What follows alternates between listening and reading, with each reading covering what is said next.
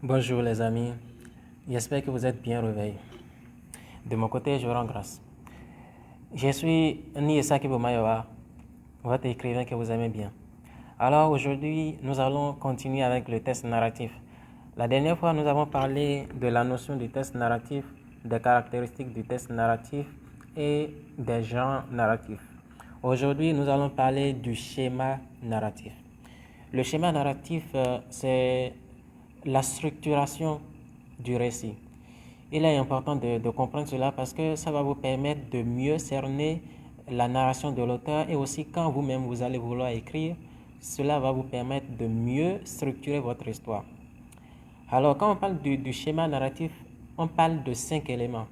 D'abord, la situation initiale, l'élément déclencheur ou perturbateur, le déroulement ou la péripétie, le dénouement et la situation finale.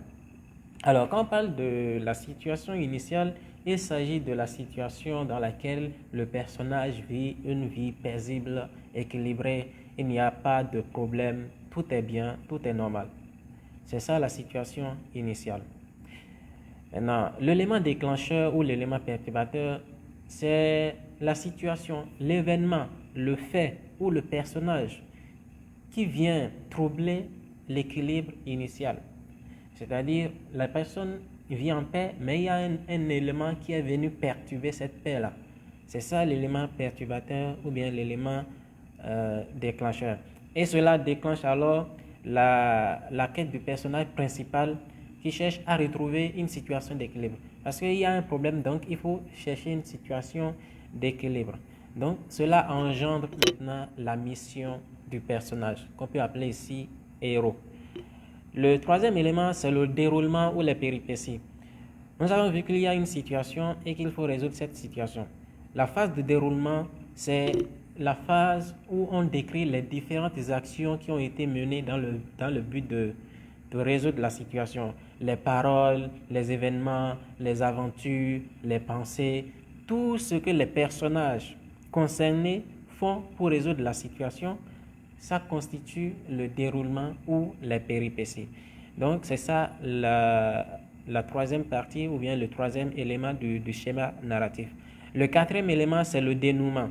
Ici, il s'agit du moment où le personnage réussit ou échoue la mission. Ici, est-ce que le personnage ou bien les personnages qui sont concernés par la situation, est-ce qu'ils ont réussi la mission ou bien est-ce qu'ils ont échoué? Donc, c'est la phase du dénouement. Et la situation finale, est-ce que l'équilibre initial est revenu ou bien est-ce qu'il y a une nouvelle situation? Est-ce qu'il y a un nouvel ordre? Est-ce qu'il y a un nouvel équilibre ou bien l'équilibre initial est revenu? Donc c'est ça la situation finale. Donc on résume. La situation initiale, tout est bien, il n'y a pas de problème. L'élément déclencheur ou l'élément perturbateur, quelque chose vient perturber la paix initiale. Le déroulement ou les péripéties, les personnages font des actions pour rétablir la paix, c'est-à-dire résoudre le problème qui est venu les perturber. Le dénouement, les personnages réussissent à résoudre le problème ou bien ils échouent. La situation finale, l'équilibre initial est rétabli ou bien il y a un nouvel ordre ou bien une nouvelle situation. Donc c'est ça le schéma narratif. On va s'arrêter là pour aujourd'hui. La prochaine fois, on va parler du schéma actentiel. Donc, je vous souhaite une bonne journée. Je vous souhaite de prendre soin de vous. Et on se dit à la prochaine fois. Je suis Niesa Kibumayowa. Je suis béninois. Je n'ai point de limite. Prenez soin de vous.